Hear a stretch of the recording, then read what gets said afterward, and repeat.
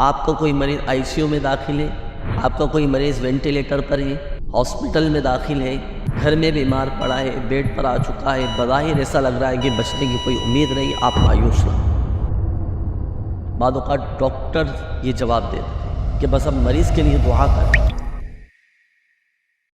بالکل دعا کرنی چاہیے۔ ایک ایسا وظیفہ چلو میں عرض کرتا ہوں، صحیح، اس وظیفے کی خصوصیت یہ ہے حسن بھائی کہ مریض شفا یاب ہو جائے گا۔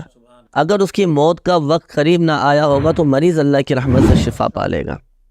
آپ جائیں نا کسی مریض کے پاس، گھر میں اگر آپ کے کوئی مریض ہے، والد بیمار ہے، والدہ بیمار ہے، تو آپ عیادت بھی کریں اچھی نیت کے ساتھ، اور 7 مرتبہ آپ یہ دعا پڑھ لیں۔ دعا کیا ہے؟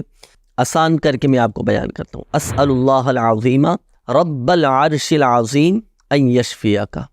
یہ ہمارے آقا صلی اللہ تعالیٰ علیہ وآلہ وسلم نے دعا کی تعلیم ارشاد فرمائی ہے کہ جس نے کسی ایسے مریض کی عیادت کی کہ جس کی موت کا وقت قریب نہ آیا ہو، اور پھر اس کے پاس بیٹھ کر یہ 7 مرتبہ یہ الفاظ کہے، یہ جو دعا میں نے عرض کی ہے یہ دعا کرے، یہ دعا پڑھے، تو اللہ تبارک و تعالیٰ اسے اس مرض سے شفا عطا فرمائے گا۔ اگر تو اس مریض کا اس مرض میں موت نہیں لکھی ہوئی نا، تو اللہ کی رحمت سے یہ جو دعا میں نے عرض کی ہے نا، اس دعا کی برکت سے آپ کا مریض صحت یاب ہو جائے گا، اور صحت یاب ہو کر گھر بھی واپس آ جائے گا۔